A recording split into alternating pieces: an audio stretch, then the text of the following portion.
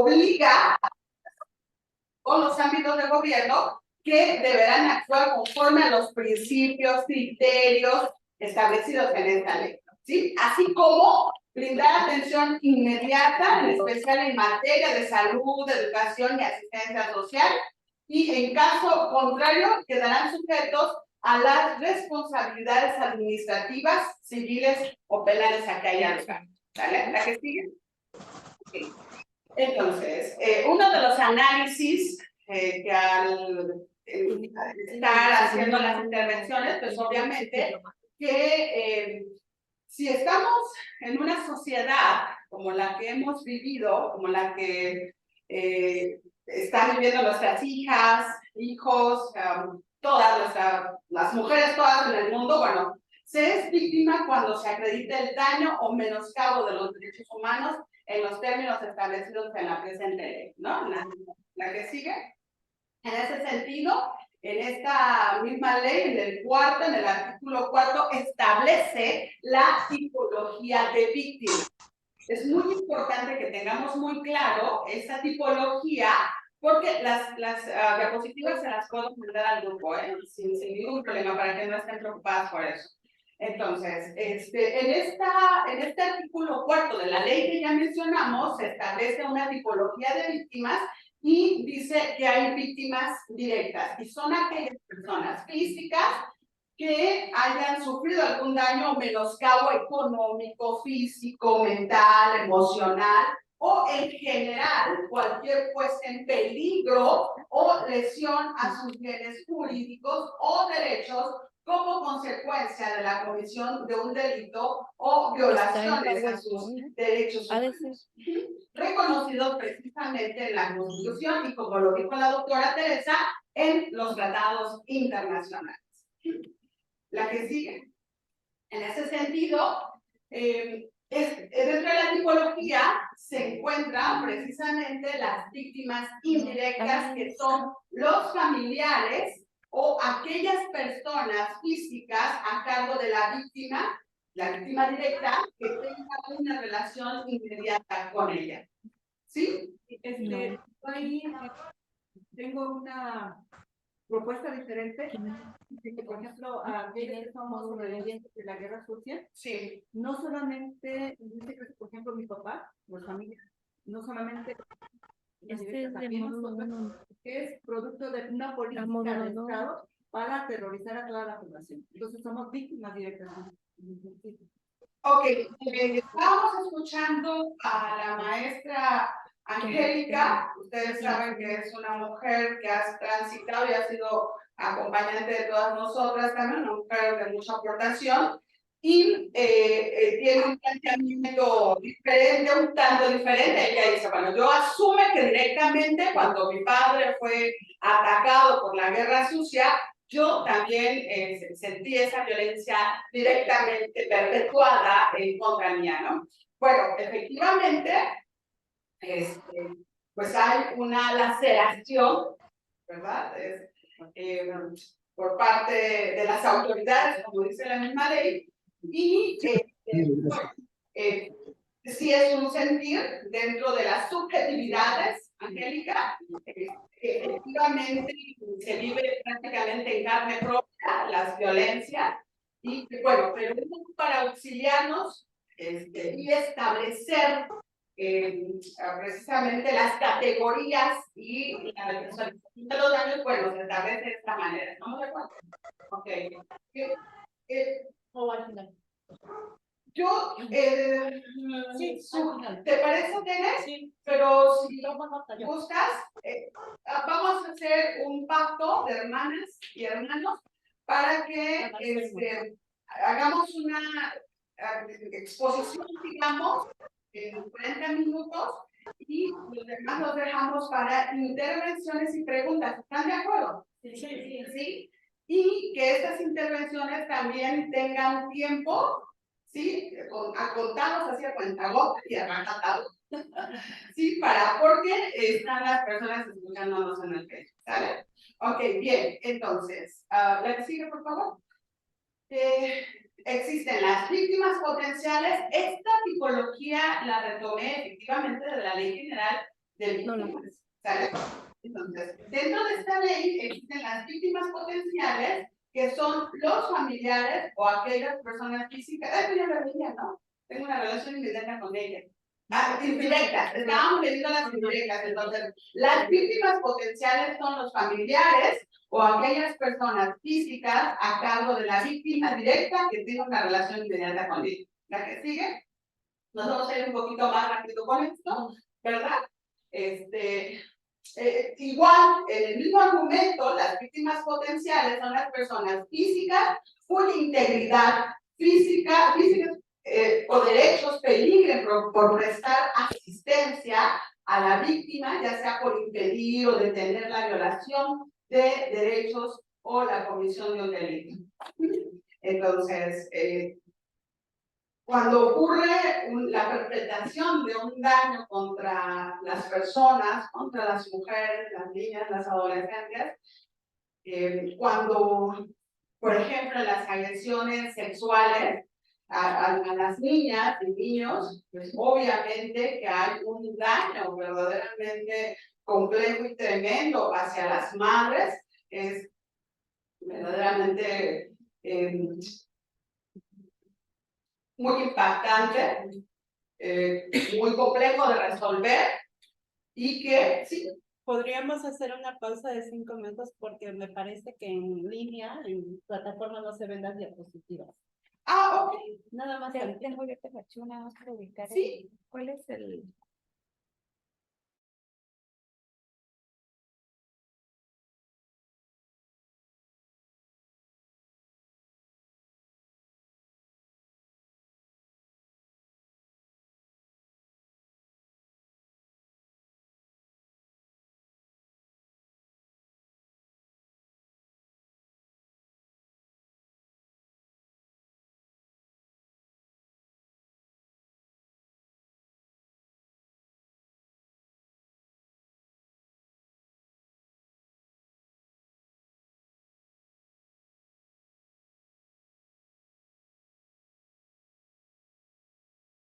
A ver, esto. Ah, ok, Para que bien. prosigas, porque si no, no se adelantar. Si quieren, comentamos lo que... ¿Querías comentar algo? Sí, Algo yo más. quiero agregar y abundar con respecto a algo que dijo Angélica y que es muy central. Fíjense que lo que dijo Angélica y lo que dice la maestra José, uno es lo que tenemos en el marco legal, en las leyes, normas, etc. Pero hay que recordar que en México en 2011 firmó tratados internacionales que se adicionaron a la Constitución Política Mexicana. Entonces, tenemos, por decirlo así, dos marcos, pero que se supone deberían entrelazarse y aplicar el principio pro persona, o sea, lo que más favorece a las personas. Y este caso que planteabas tú de la guerra sucia con respecto a las víctimas indirectas y conexas, por decirlo así, estamos hablando que en el marco de los derechos humanos justo surgieron porque en 1948, después de la Segunda Guerra Mundial, se consideró que los derechos eran para todos y todos. Nos establece un catálogo de más de 48 derechos.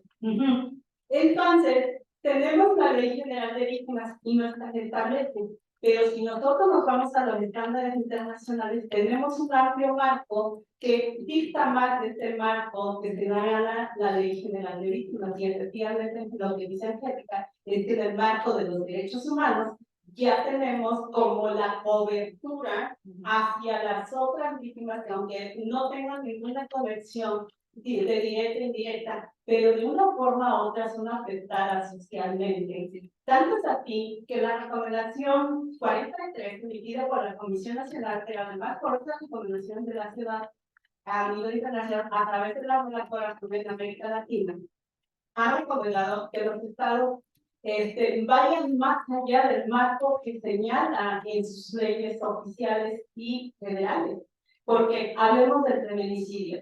La afectación por la muerte de la mujer no daña solo a familias, sus primas, o sea, su contexto familiar comunitario, sino es todo un contexto social que afecta y nos impacta a todos y a todas. Entonces, surgió donde está surgiendo una nueva rama, que lo estábamos comentando con la maestra José, que está surgiendo una nueva especialidad. No sé si ustedes lo sepan. Ahorita está impulsándose el peritaje psicosocial específico. ¿Para qué? Para que a través del peritaje psicosocial es lo que va a hacer, lo que dice Angélica, detectar dónde están las violaciones, no solo en la víctima directa o con las víctimas indirectas, sino hasta dónde trastocó, impactó hasta una comunidad.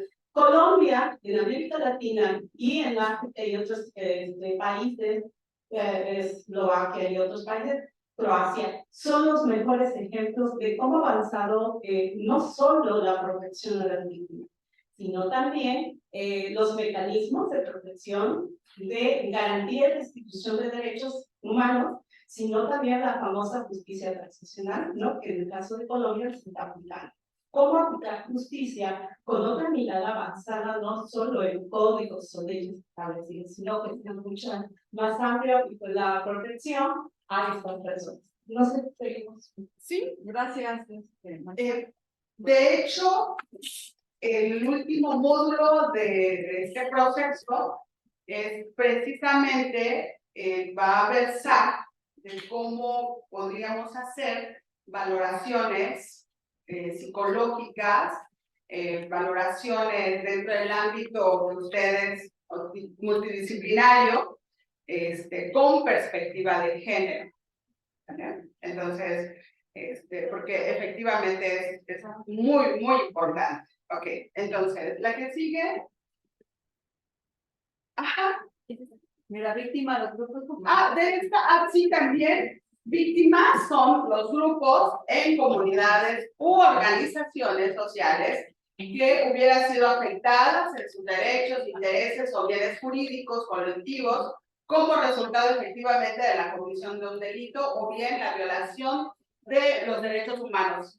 En este sentido, yo quisiera que prestáramos atención porque una de las cosas que yo he descubierto dentro de estos procesos de acompañar a las víctimas de la defensa de sus derechos humanos o bien de algunas valoraciones psicológicas en términos de plasmar el daño psicológico, el daño psicoemocional, es que algunos abogados para la defensa de las víctimas dicen, oye, por favor, ayúdame a diagnosticar el daño moral. ¿Sí? Es absolutamente válido. Pero una de las cosas que en términos de lo que estamos planteando acá, fíjate cómo esta ley dice que tendrías que visualizar la violación de derechos humanos. O sea, no solamente, ojo con lo que estamos diciendo, no solamente se trata de decir tiene un daño psicoemocional en términos de que, si vamos a ser muy clínicos y clínicas, vamos a decir, pues se ve que tiene depresión porque está muy triste, está en crisis, o pues sí, creo que también tiene ansiedad, pánico, angustia, etcétera, etcétera. No, bueno, si tiene un cuadro de estrés postraumático crónico que pasó hace 10 años, etcétera, etcétera. Sí, claro que sí, es absolutamente válido, pero lo que hay que hacer es investigar cuáles han sido la violación de esos derechos. más allá, más allá. Totalmente. En el caso es, bueno, Incluso Sí. ahí dice jurídicos, colectivos. Así es por eso, aunque es muy estricto y son letras duras, para mí era importante mencionarlo porque no es un asunto de que se nos antoje a nosotras acá en la Comisión de Derechos Humanos, sino que la ley establece que en todos los trabajos que hagamos, tendríamos que hacer esta valoración legal, psicológica, social, porque hay trabajadores sociales en este momento, de ver cuáles son esas violaciones. ¿No? Si es una violación a la vida, a la seguridad, al derecho a decidir, al acceso a la justicia. ¿Vamos bien hasta acá? Pero además mencionarlo, ¿Sale? Ok, la que sigue. Entonces, en ese sentido, efectivamente hay un elemento muy complejo que lo tendríamos que aceptar. Este fenómeno se llama revictimización, que significa, O bien también podríamos denominarla como victimización secundaria, que significa que la persona obviamente ha vivido una experiencia traumática y al entrar en contacto con las autoridades o instituciones del Estado es receptora de tratos injustos e incluso puede ser criminalizada. Hago un paréntesis acá. ¿Cómo hemos sentido que es estigmatizada o criminalizada? Cuando les decimos que a las víctimas van a denunciar y las vemos como vienen vestidas y les decimos que ella tiene la culpa por venir de pues, así andaba vestida, ¿qué más? Soy su portadora de lluvia de ideas. Así andaba vestida con razón. Madre, usted Estabas borracha. ¿estabas alcoholizada? No lo obedeciste, a mí me dijeron. Okay, no obedeciste, pues obedezca, señora. Obedezca a su marido. Obedezca a su marido, señora. Mire, no le ande reclamando más, tiene borracho. Ok, ¿qué más? No le sirvió la comida caliente. Oiga, cuando llegue, recíbalo con la sopa caliente también, pues, doñita, ¿no? Doñita. Hágale sus chilaquiles.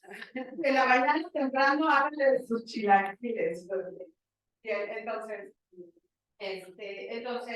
es estigmatizada, cómo iba vestida, cuántas parejas sexuales ha tenido, Si salió de noche. si salió de noche, y esa es la estigmatización. Y eso también es sinónimo de redacción. ¿Estamos de acuerdo? Es decir, todo esto que pasa, que hemos naturalizado, ¿no? Pues es que eso, oye, pues ya sabemos que eso pasa así, pues los escriben. ¿Sí? Porque si no, ¿de qué vamos a hablar cuando hablamos de víctimas? Sino justamente eso, decir y exponer que son, en esta revictimización, son víctimas de estigma, es decir, de señalamientos, y que además son criminalizadas en el sentido de que desechamos la culpa. Okay. Y eso es absolutamente complejo, y de eso es lo que vamos a ir describiendo en el proceso de nuestro desarrollo. ¿Están de acuerdo? Ok, bien, entonces, la que sigue, en ese sentido, bueno, pues esta misma ley establece en el título quinto medidas de reparación integral, y eso significa que en su artículo 64 establece sobre compensación y su otorgamiento por todos los prejuicios, sufrimientos y pérdidas económicamente evaluables que sean consecuencia de la comisión de los delitos a los que se refiere el artículo 68, del ordenamiento de la violación de derechos humanos, incluyendo el error judicial de conformidad con lo que establece la ley y su reglamento. Esto significa que existen perjuicios, sufrimiento y pérdidas, y que se incluyen, ¿no?, en la reparación del daño. Es decir, en el título quinto que establece las medidas de reparación integral. ¿Ok? Entonces, el pago de los tratamientos médicos o terapéuticos que, como consecuencia del delito de la violación a los derechos humanos, sean necesarios para la recuperación de la salud psíquica y física de la víctima. ¿Ok? ¿La que sigue, maestra? Bueno, en su artículo cuarto también establece las medidas de no repetición que se adoptan con el fin de evitar que las víctimas vuelvan a ser objeto de violaciones a sus derechos y contribuir a prevenir o evitar la repetición, y obviamente que estas serán las siguientes. Maestra, por favor.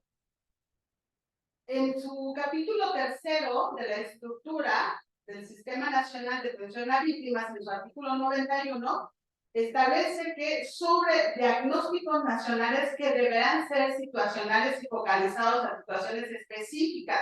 Ojo, lo que dice Tere, el enfoque de la interseccionalidad, que tiene que ver con grupos, víctimas como niños, niñas, indígenas, afrodescendientes, migrantes. Esta particularidad tendría que ser valorada, porque de pronto tenemos una idea de las víctimas como si fuera mi hermana, mi vecina, y no estamos abriendo el espectro de que en nuestra sociedad están las hermanas indígenas, están las hermanas de la Costa Chica que colinda con la montaña, ajá, que muchas de las víctimas son niñas y que el enfoque tendrá que ser desde la perspectiva de los derechos humanos de niñas, niños y adolescentes, como lo establece la Suprema Corte de Justicia de la Nación, ¿sí? Que tiene sus protocolos de atención y que ese también tendría que ser un compromiso de lectura para que sepamos su actuación. ¿Sí? ¿Estamos de acuerdo? Sí. Porque son los protocolos de atención que sí tenemos que manejarlos y precisamente guiarnos en relación a ellos. ¿Sale? Ok. La que sigue. Efectivamente, la doctora Tere nos hablaba de la ley, las leyes, los ordenamientos nacionales, pero también internacionales, y en ese sentido, si hay una ley que nos asiste, que protege, previene, es precisamente la Ley General de Acceso de las Mujeres a una Vida Libre de Violencia, que además adivinen quién la propuso, la trabajó, la luchó, la hizo causa. ¿Quién es una de sus creadoras? Marcela Lagarde. Bueno, Angélica es la conoce. Ahora, Angélica es No sorpresa de Marcela Lagarde. ¿Alguien más que conocía o sabía que esta ley Marcela Lagarde la cocinó, la tejió, la bordó, se la comió? ¿No? Bien bonito y sabroso, porque cuando Marcela Lagarde, la doctora Marcela Lagarde, ha venido a Guerrero, a Chilpancingo y nos ha dado de sus conocimientos, de verdad no crean que esta ley fue como proponerla. Adivinen qué estaba pasando, porque además era como por estas temporadas, ya para luego, pero para luego era que ya se terminaba el periodo de Marcela. Ajá, como ¿qué creen que estaba pasando? Ella tuvo que platicar con todas las mujeres de todos los partidos, fue lo primero que hizo, ¿sí? Para poder establecer todo un diálogo y hacerles mostrar que efectivamente. ¿En un minuto me puedes decir eso?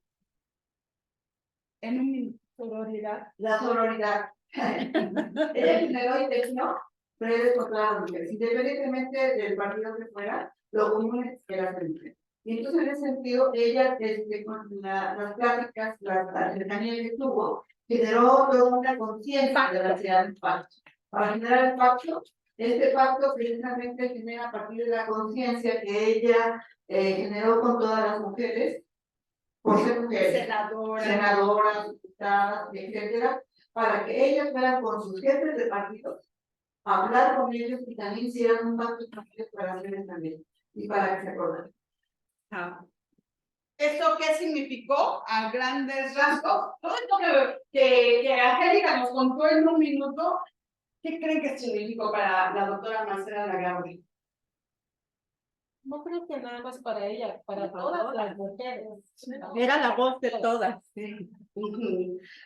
Bueno, estoy hablando de que ella la propuso, la yo arrastraba de la y sí, y lo que hizo fue, como dice Angélica, hacer un pacto, una convocatoria con las otras para que votaran a favor de la ley, porque adivinen quiénes no la querían aprobar, los hombres, los jefes de los partidos. Dicen las compañeras, los hombres.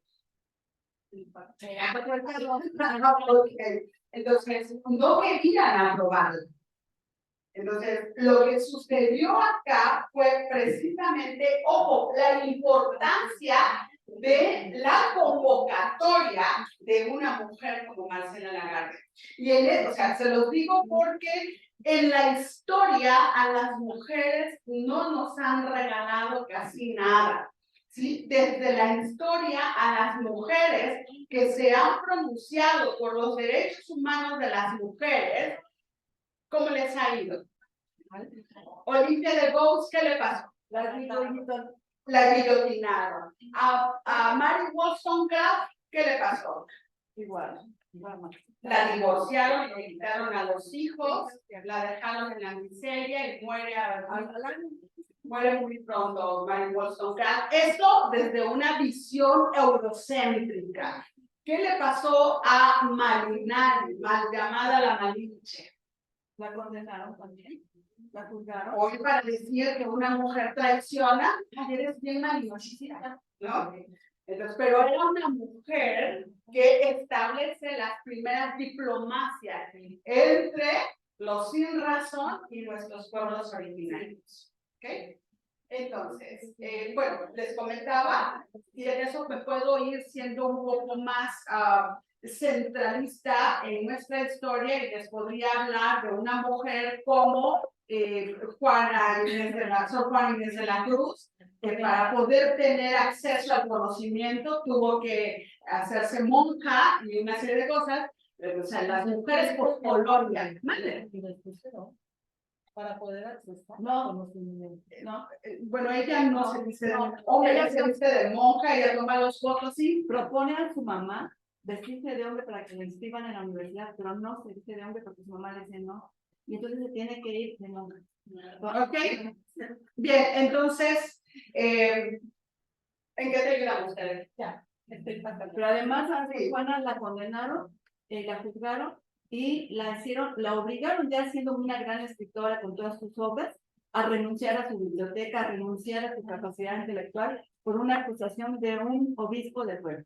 Al cual le contestó él, a Sor Politeo.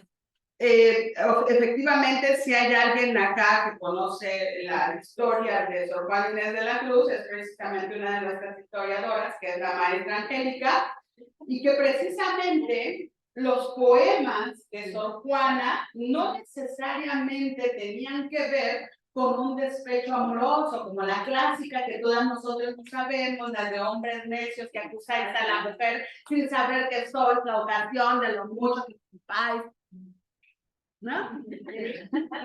No tenía que ver con una acusación amorosa, sino a los monjes y sacerdotes que en un principio la apoyaban para que tuviera su biblioteca, donde efectivamente escribía literatura, poesía, hasta recetas de cocina, y eran estos mismos monjes que en la envidia de la gran relación que tenía Sor Juana Inés de la Cruz con los reyes de España, pues obviamente que era una mujer, pues, oye, denominada la 10ª musa, es decir, que había 1, 2, 3, 4, 5, 6, 7, 8, 9 bellezas en el mundo, y Sor Juana era la 10ª.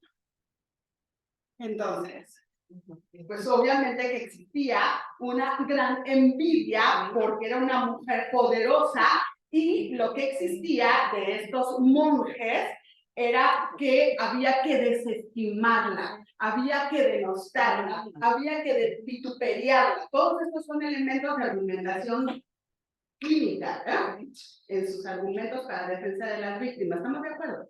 Ok, entonces, había que humillarla y además había que soltar el rumor del vituperio de que era la novia de la reina de la virreina, ¿no? Y desde ahí, la desestimación y el despojo de su conocimiento. Y ojo, y cuando Angélica dice la despojaron del conocimiento creado por Sor Juana, quemaron sus poesías, su literatura, sus reflexiones históricas, y queman la biblioteca de Sor Juana. A eso, Enrique Dussel y Ramón Grossfogel, Enrique Dussel hace como un mes falleció, un gran filósofo argentino, pero nacionalizado mexicano, y Ramón Grossfogel, que es un sociólogo, filósofo de las universidades de Estados Unidos, pero que es puertorriqueño y además muy crítico, y además uno de los representantes legítimos de todo lo que se le llama interculturalidad. Y él plantea que a esto que le ocurrió a Sor Juana tiene que ver con epistemicidio. ¿Qué significa el epistemicidio? Significa que así como existe el genocidio, que significa matar a, a la población, así como existen los feminicidios, que significa matar a las mujeres. Bueno, pues entonces, el epistemicidio significa que matan el conocimiento. Gracias. Gracias. Qué bueno que lo dicen ustedes, ¿no? ¿Ok? Entonces, bueno, entonces, ya tenemos diferentes categorías, ¿están de acuerdo? Sí. Ok, entonces, el epistemicidio no solamente tiene que ver con que históricamente han arrebatado a las mujeres de sus autorías en las creaciones literarias, científicas, etcétera, etcétera, sino que además, hoy en día, ¿cuándo podríamos decir que estamos ante un caso de epistemicidio? Cuando los feministas nos acusan de que somos feminazis, porque está basada en teoría científica. En 30 segundos, 10.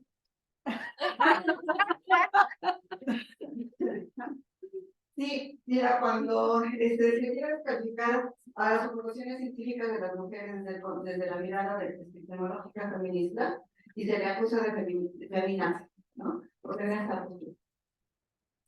Sí, nos han dicho bien feo, nos han dicho feminazis, nos han dicho que pensamos con las hormonas y no con las neuronas. No, no, pues hay que sentirlo, hay que estar ahí, sí, mira, nos han dicho de todo. Cuando doy luego conferencias me dicen, ¿tiene marido? ¿Tiene marido? Sí. Y yo, 1, 2, 3, 4, 5. Si no, por lo menos en el imaginario sí los tengo, ¿qué no? Ok, bien, entonces, en esta ley, en el artículo 6º, en un párrafo 6º, dice que la víctima es la mujer de cualquier edad a quien se le inflige cualquier tipo de violencia. Luego también en el capítulo 4 dice, en relación a las víctimas, en el 3º dice, es proporcionar a las víctimas la atención médica, psicológica y jurídica de manera integral. ¿Ya está? Gratuita y expedita, es decir, pronta, ¿sabes? Y entonces también proporcionar un refugio seguro a las víctimas e informar a la autoridad competente de los casos de violencia que incurran en los centros educativos también. ¿Ya está? Entonces, la que sigue, maestra. Gracias. En ese mismo sentido, no, perdón. ajá. Esta ley ha costado mucho, costó mucho, de tal manera que tendríamos que entender, ¿verdad? Que no es una ley, fíjense nada más, no es una ley punitiva. Es decir, si ustedes leen la ley, que además se los recomiendo mucho que la tengamos muy presente, porque en relación a esta ley es como tenemos que hacer la defensa. Porque, por ejemplo, en una ocasión fui a una agencia, fui a una agencia y llevé a una víctima de violencia laboral en una institución educativa, y entonces, bueno, incluso estaba en crisis, y bueno, me dice la compañera, es que no hay violencia. Y entonces yo le argumento, le dije, sí, mira, sí hay violencia, porque la ley establece los tipos y modalidades de violencia. Entonces, uno de los tipos de violencia es la violencia psicológica. Entonces, la compañera viene en crisis por todo un antecedente de violencia cuando ella ejerce su docencia. ¿Ya está? Entonces, pero ahorita vamos a ver la tipología así de rápido, pero sí la tenemos que abordar, que se encuentra en esta ley, porque además nosotras y nosotros sí tenemos que tener bien claro cuál es la tipología. Así como hablamos de la tipología de las víctimas, también tendríamos que tener bien claro cuáles son los tipos de violencia, pero también las modalidades que significa dónde se perpetúa esa violencia. ¿Sí? Porque esas son las argumentaciones que tenemos que hacer para su defensa, como abogadas, como psicólogas, como pedagogas, como periodistas, ¿sí? Como trabajadores y trabajadores sociales, gracias. Entonces, Por eso es muy importante su revisión, pero bueno, aquí en el artículo 52 establece también esta ley, pues precisamente que las víctimas de cualquier tipo de violencia, ¿sí? Bueno, les voy a estorbar un poquito. Gracias, gracias. Entonces, establece que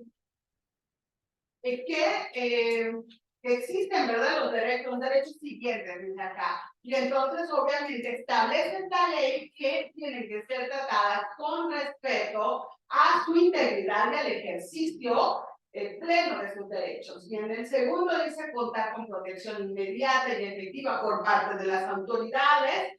3, recibir información veraz y suficiente que les permita decidir sobre las opciones de atención, y esta parte me gusta mucho porque las autoridades todas tendríamos que hacer un planteamiento en donde la víctima tenga un abanico de opciones. En la sesión anterior a mí me preocupó mucho, se los confieso, incluso lo trabajábamos académicamente con la doctora Tere, porque de pronto yo creo que en la clase anterior y hoy creo que una de las cosas que tendríamos que hacer, yo lo estoy haciendo y ahorita te los voy a confesar, que también tendríamos que reconstruirnos con parámetros que hemos utilizado y que no necesariamente nos permiten hacer lo que la ley establece en relación a atenderla. Porque, por ejemplo, en la sesión decíamos, no, es que le vamos a decir que denuncie. ¿Ah? Así, a rajatabla. Casi obligarla. Casi, gracias, Andy. Casi a obligarla a denunciar. Entonces, la sesión pasada me preocupaba un poco, porque una de las cosas que no tenemos que hacer es precisamente obligar a la víctima. Eso no podemos hacerlo. Podemos aconsejarla, decirle que precisamente son opciones que ella podría tomar y que estas son gratuitas y que tienen que ser expeditas. Ajá. Y que obviamente existe un protocolo que significa la atención médica, psicológica y toda la parte jurídica, y que obviamente, fíjate nada más, hace rato estábamos hablando acerca de los estigmas y la criminalización a las víctimas, y aquí en la ley, como es Marisela Inteligente, que establece que estas intervenciones y valoraciones tienen que ser libres de estereotipos. Y un estereotipo es precisamente el hecho de que juzguemos la ropa que traía la víctima. En nuestras argumentaciones de informes, de valoraciones, esas son de las cosas que tendríamos que argumentar. La víctima fue estereotipada en términos de ridiculizarla, de juzgar indebidamente su forma, efectivamente, ¿sí? O minimizar el impacto del daño también. Ay, no es para tanto. Ajá, me gusta, Bere, por favor. Sí, muchas veces también se minimiza el impacto que tiene el hecho violento, diciendo, ay, pero no es para tanto, señora. Ya, por favor, exacto, ni la golpeó tan duro. No se le sangre. Y lo grave de eso es que por esos Permíteme. se niega justicia. Porque fue caso de Campo Algodonero, porque esas chicas andaban de noche, porque esas chicas se llevaban con fulano de tal, porque esas chicas tenían novio y se estereotiparon y nunca tuvieron acceso a la justicia. Bueno, ni las buscaron. Sí, precisamente esto que establece la sentencia de Campo Algodonero, justamente es una oda, es un poema, porque en la sentencia que emite la Corte Interamericana, ¿sí?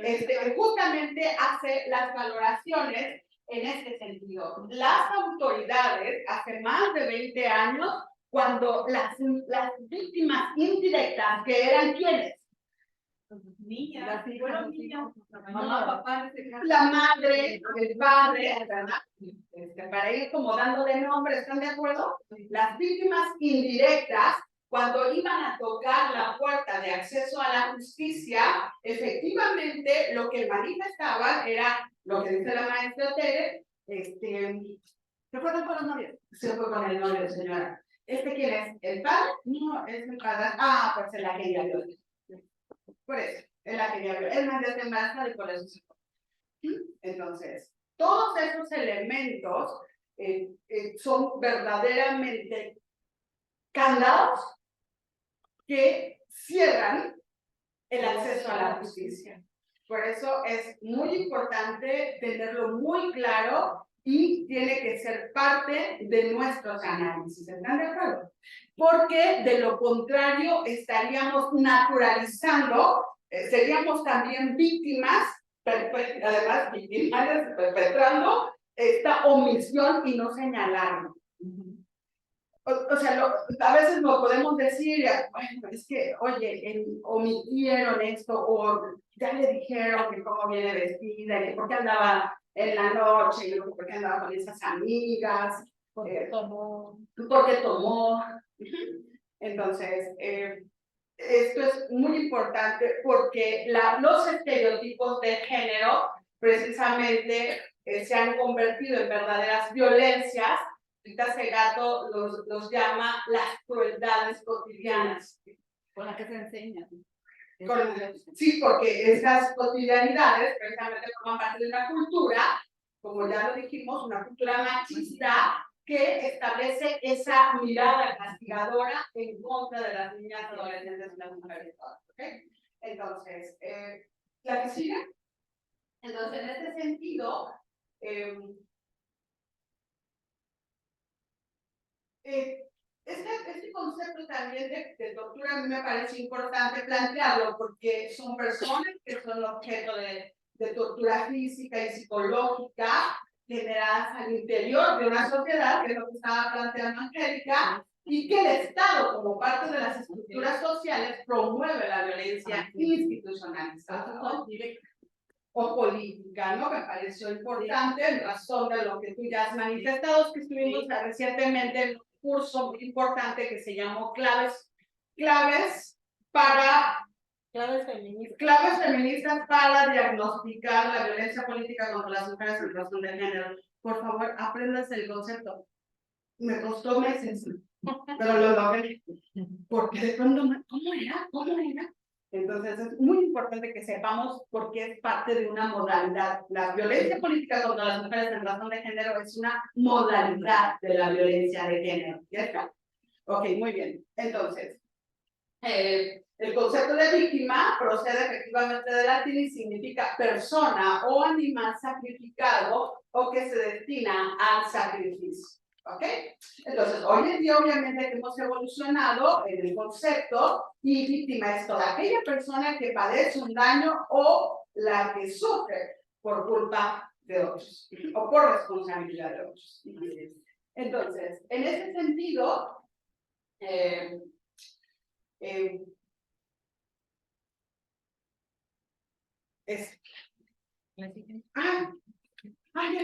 entonces vamos a hablar de las características de las víctimas. Y una de ellas es precisamente que en relación con el agresor no existe simetría. ¿Sí? Es cuadro. Allá lo viste. Esto que yo... Un árbol. Prioridad. Físicamente lo vendían. Ajá. Eso lo convierte en una relación completamente asimétrica.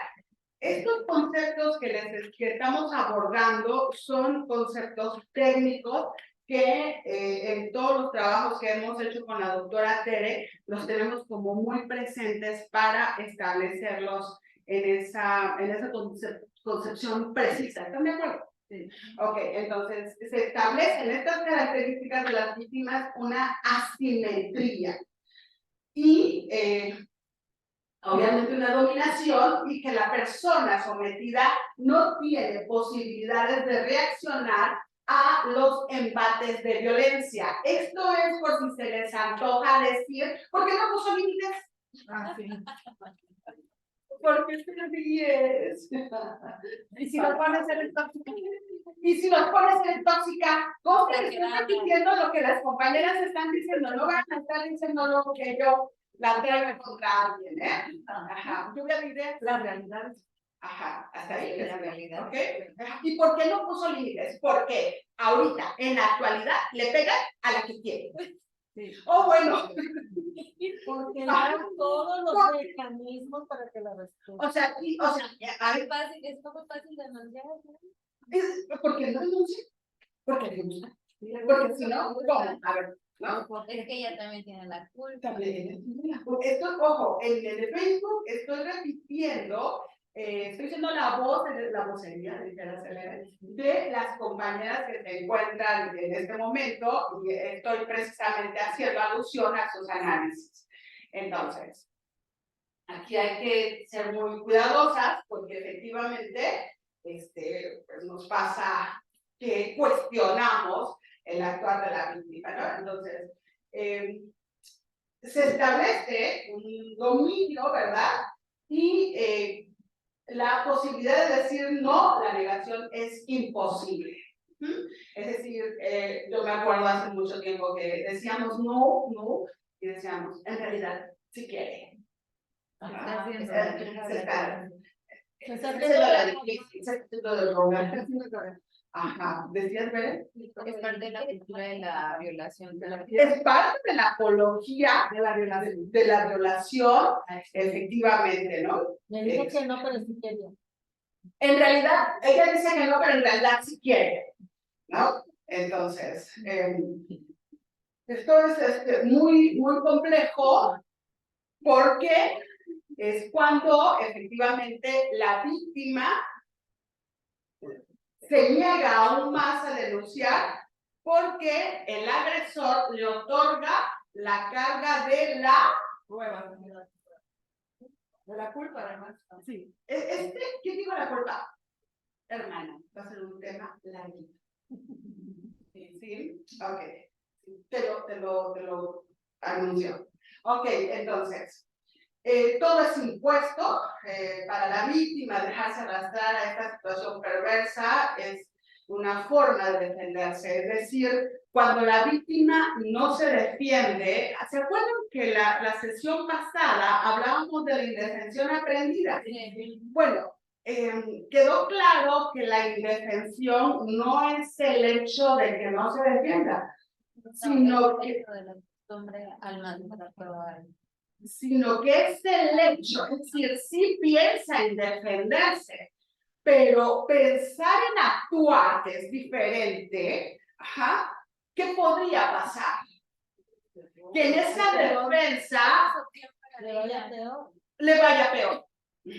Pero además en una experiencia, en una fiesta en Ministerio Público, cuando fue una adolescente junto con su mamá a denunciar de una violación, le dijeron que ¿para qué ponían si al señor no le iban a hacer nada? La gente en Ministerio Público.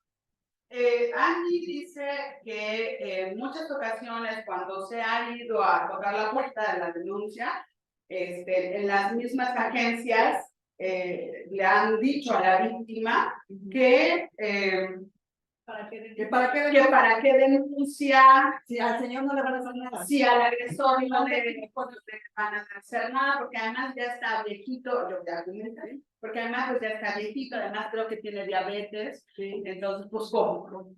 O sea, ¿cómo? ¿No? Entonces hay una falta de ética, de credibilidad hacia la víctima. Entonces, obviamente que una de las características de las víctimas es precisamente sentir vergüenza por no saber defenderse, y que, y bueno, voy a leer, y ahorita reflexionamos, ¿sale? Entonces, las víctimas sienten vergüenza por no saber defenderse y asumir que el agresor conmigo cambiará. Por ejemplo, en el caso de la violencia doméstica, ajá, como labor imposible de resucitar a los muertos. Ajá, pero fíjense, las víctimas sienten vergüenza por no saber defenderse. Las víctimas a las que hemos atendido, sobre todo en los casos de abusos sexuales y violencia sexual, de pronto se puede cuestionar efectivamente, ¿por qué no se defendió? Ajá. ¿Por qué no me defendí?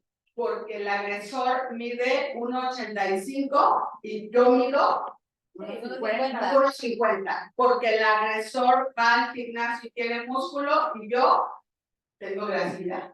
Porque En esos los casos de mujeres adultas, porque incluso adolescentes, niñas, eso en el caso. Eso en el caso de mujeres adultas, hay adolescentes, niñas que no se pueden defender, no es una opción. 1 metro contra un hombre grande. No hay manera de no se defender, sino porque si son su papá o su mamá, digo, sus papás, sus hermanos, sus abuelos, es un choque entre alguien que me quiere, que es mi papá, que es mi hermano, y cómo lo voy a traicionar a él, yo soy la culpable. sí, relaciona. Entonces, ¿qué pasó en la víctima de la que nos habla Angélica? Que existió toda una concepción subjetiva de la víctima que quedó en estado paralizado. Así es. Por eso no se defendió. Ya está. Y ahorita lo vamos a analizar porque voy a entrar en el tema un poco de indefensión aprendida. ¿Ya está? Porque nos han enseñado la indefensión aprendida de una manera, pasa por favor, de una manera muy clínica y en investigaciones con perros. ¿Ya está? Hay que preguntarle al perro, ahora nosotros, ¿cómo se sintió? Ok,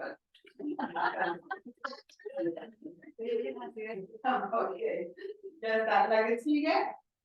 Ok, entonces, fíjense que Freud, Sigmund Freud, seguramente ustedes lo conocen, obviamente, es un personaje, ¿verdad?, que hizo algunas aportaciones al ámbito clínico, y, pero en muchos de sus análisis, algo que nos endosó para la historia es precisamente que las mujeres teníamos un sesgo masoquista.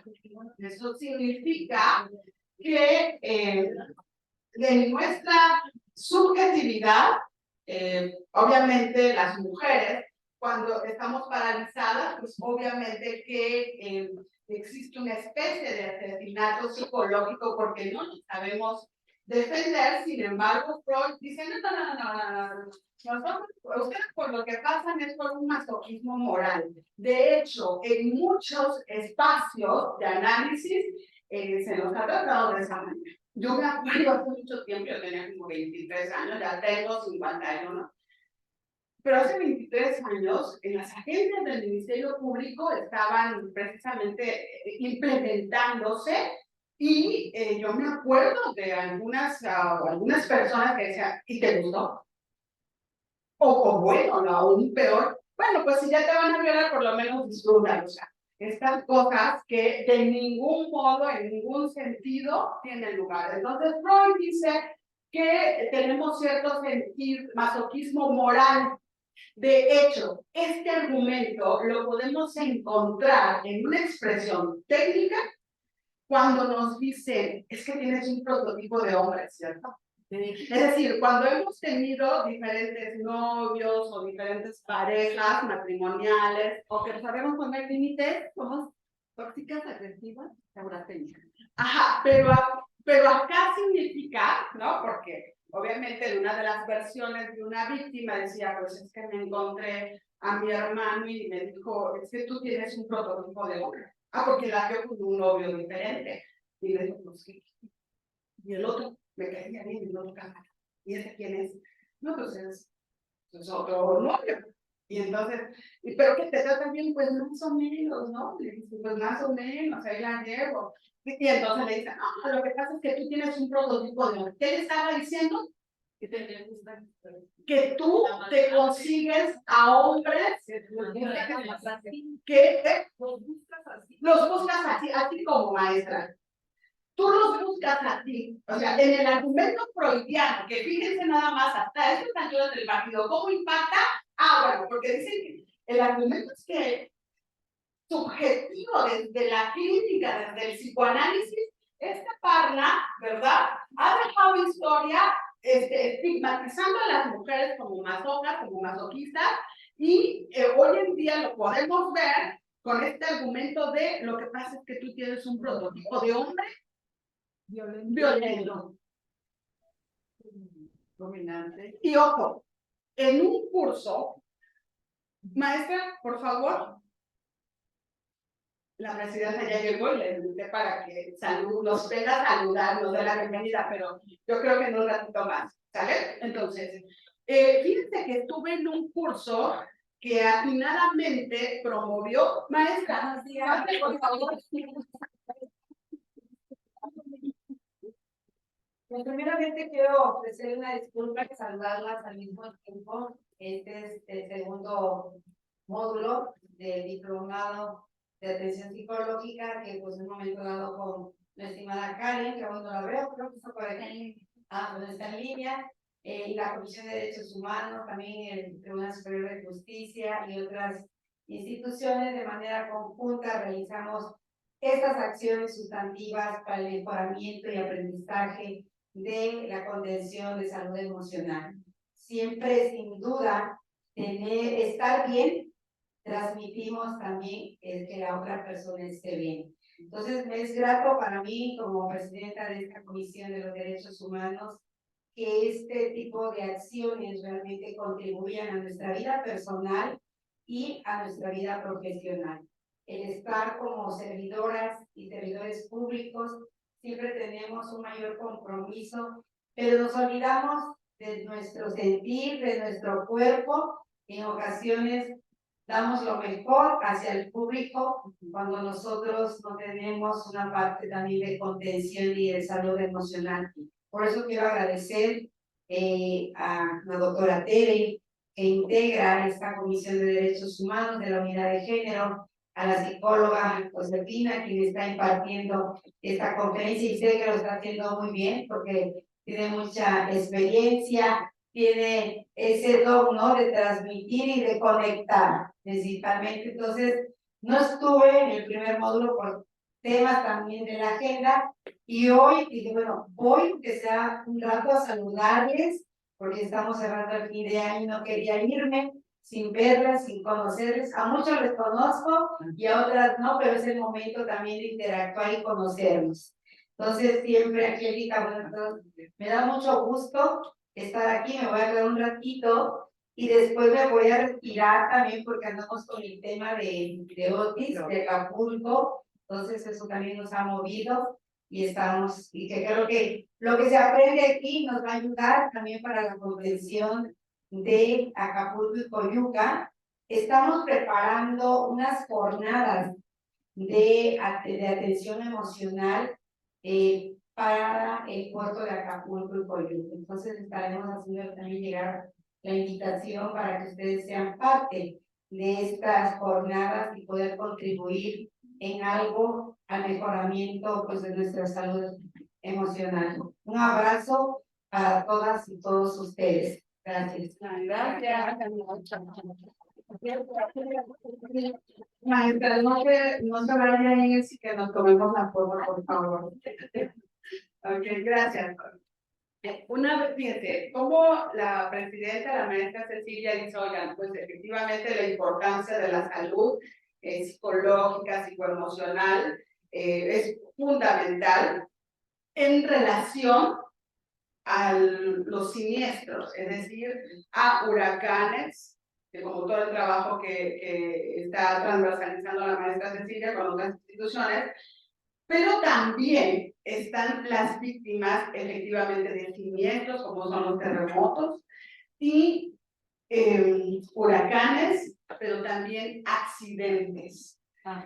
¿Sí? Entonces, pues todos estos elementos, obviamente, que nos tienen que servir para atender también a las víctimas de estos siniestros. ¿Vale? Ok, entonces yo tomé un diplomado que tuvo a bien organizar el Tribunal Superior de Justicia del Estado de Guerrero, que efectivamente era un diplomado, Vera, no sé, tú también estuviste ahí, que se llamó Dictamen Psicológico con Perspectiva de Género. Entonces, ahí estábamos. Y la ponente decía, ¿qué vamos a hacer cuando un juez nos pida que investiguemos si la víctima tiene un prototipo de pareja. Que además, la ponente dice, el juez me pidió, afortunadamente era de otro estado de la República. Entonces nunca nos han pedido una cosa para que no pasa, la verdad. Y no pasará. Okay. Pero fíjate nada más, a ver, ayúdenme. El juez le estaba pidiendo esto a nuestra ponente, en ese diplomado. Entonces, un poco en el antecedente que estábamos analizando, ¿qué le contestaríamos al juez? Que no tiene perspectiva de género. Que no tiene perspectiva de género, que, que eso de hecho sería una revictimización, perdón, Imparcial. que eso es imparcial, gracias por ser tan técnica, gracias. ¿Y qué más? Que la Ley General de Acceso de las Mujeres a una Vida Libre de Violencia lo establece. ¿Tu nombre? Gris. Gris, me encanta, porque efectivamente la Ley General de Acceso de las Mujeres a una Vida Libre de Violencia no es una ley punitiva, es una ley transversal de derechos humanos y de la perspectiva de género. Es decir, es una ley que establece política pública. Ya está, y que esa política pública precisamente en uno de sus apartados dice, les ordeno, ¿verdad?, que los análisis, estrategias, atenciones, política pública tendrá que ser con perspectiva de género, pero además se establece la interculturalidad y la interseccionalidad. ¿Ya está? Y vamos más allá, la Corte Interamericana dice y señala que para el ámbito de justicia, el juzgador o los juzgadores o las juzgadoras no solo deben de estar libres de estereotipos, sino también que deben de visibilizar a través de la interseccionalidad con perspectiva de género, de ver en qué condiciones las víctimas de violencia llegan de antemano en estado de ordenación. Hay una jurisprudencia de género en el tema, si tienen tiempo, consulten. De tal forma que el juez estaba teniendo una postura patriarcal, Que violaba perdón, estaba violando y además violando derechos, ¿no? Okay. De tal forma que esos argumentos no los podemos permitir, ¿sale? Y porque además estaba catalogando a la víctima en condición de lo que anteriormente estaba en la diapositiva de masoquista, es decir, lo que le estaba, porque además lo que algunos hombres que viven en Marte nos dicen a nosotras es, pues es que te gusta, te los consigues casi igualitos. Sí. Y voy a contestar por esa víctima. No es que me gusten igualitos, es que igualitos los hace él. No sé que lo dijo Angélica, no yo. Y yo digo usted, dice que Margie Francis Goyen es una mujer sumamente inteligente, además con mucha tendencia psicoanalítica, hace unos estudios, de hecho, de ella yo retomo este análisis que acabamos de ver sobre algunas concepciones en donde se nos etiqueta, estigmatiza como masoquistas por buscarnos a la misma figura como en la relación de pareja, ¿no? Entonces, no es que yo busque una pareja así, es que en esta cultura machista hay formas de ser hombres hegemónicos, ¿verdad? Desde la masculinidad hegemónica, desde la masculinidad subordinada, es decir, algunos hombres que no tienen tanto poder, ni tienen tanto recurso, pero esa masculinidad subordinada no está subordinada a nosotras, sino a los otros. Y Marcela Lagarde dice, la subordinación, la masculinidad subordinada, efectivamente no está subordinada a nosotras porque siempre hay batallas. Así lo dice. Es palabra técnica. No es cierto, no la ponemos. Ok, entonces, Marie-France Irigoyen es quien menciona efectivamente que se nos estigmatiza como mujeres con una condición de masoquismo, y eso es absolutamente falso. ¿Ya está?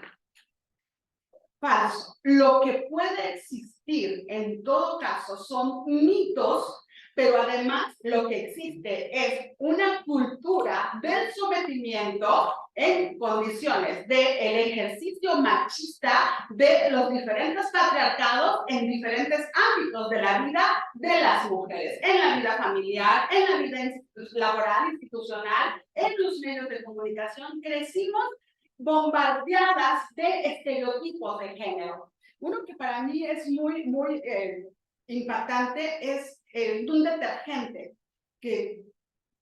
detergente Roma. ¿Recuerdan la figurita? Sí, Es la imagen de una mujer, además, con un estereotipo de belleza, y está que... Entonces yo entendí las mujeres y la... Yo cuando ves dije, no, ninguna debería de hacerlo. Es algo que el de la violencia simbólica, ¿cómo se llama? Pierre Bourdieu. ¿Sí conocen a Pierre Bourdieu? Bueno, para las que no, sí, me parece una lectura obligada porque Pierre Bourdieu nos habla acerca de la violencia simbólica, que significa que estos bombardeos de estereotipos de género, de violencia, de los roles de género, es decir, que las mujeres tendríamos que estar destinadas al ámbito doméstico para realizar cuidados, etcétera, etcétera. Entonces, dice Pierre Bourdieu, la violencia se implementa cuando la información que vemos en los medios de comunicación entra y se digiere, se encarna y se come, y es cuando decimos, nos entra esta información y decimos,